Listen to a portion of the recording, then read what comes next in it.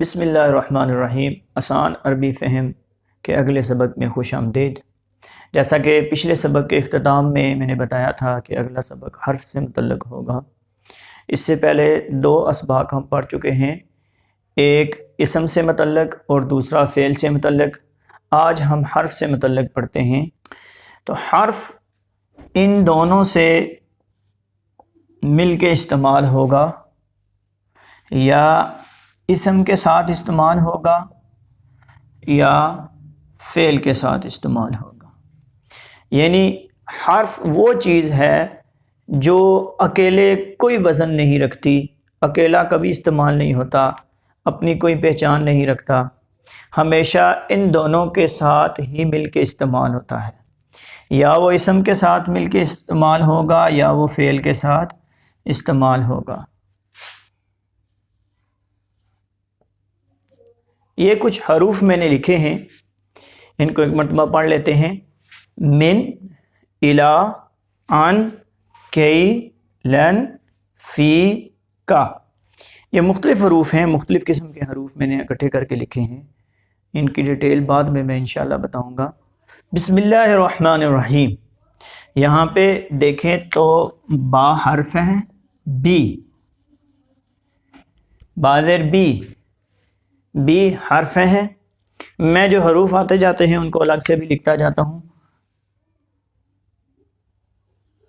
تو یہاں پہ بی ایک حرف ہے، تو دیکھیں اسم کے ساتھ استعمال ہوا ہے، بسم اللہ، بازر بی۔ اس سے آگے دیکھتے ہیں لن، بلکہ اس کو ریڈ سے کر دیتا ہوں کلیئر ہو جائے۔ سے آگے دیکھیں تو لن تنالوا البر، لن تنالوا البر، یہ ایک حرف ہے، الگ سے لکھ دیتا ہوں۔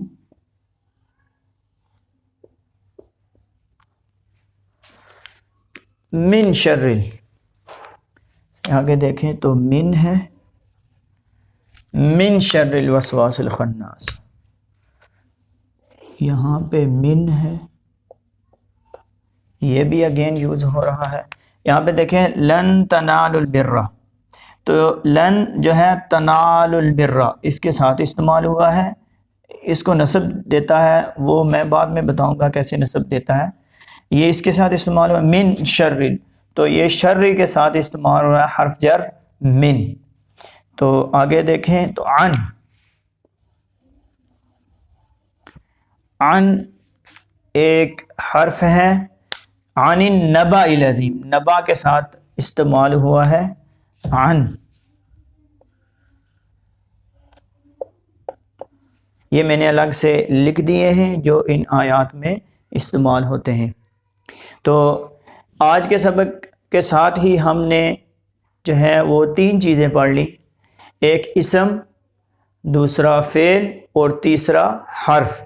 یہ کلمہ کی قسمیں ہیں، کلمہ کی تین قسمیں ہیں، ایک اسم، ایک فعل، ایک حرف۔ یہ تینوں ہم نے الگ الگ کر کے تین اسباق میں پڑھی ہیں۔ ان تینوں چیزوں کو کمبائن کر کے جو کلمہ کا سبق ہم پڑھیں گے اس میں یہ تینوں چیزیں آئیں گی، تو انشاءاللہ وہاں پہ آپ کی ریویژن بھی ہو جائے گی۔ تو انشاءاللہ اگلے سبق میں ہم ان تینوں کو کمبائن کر کے پڑھیں گے۔ اس سبق تک کے لیے اجازت دیجیے، اللہ حافظ۔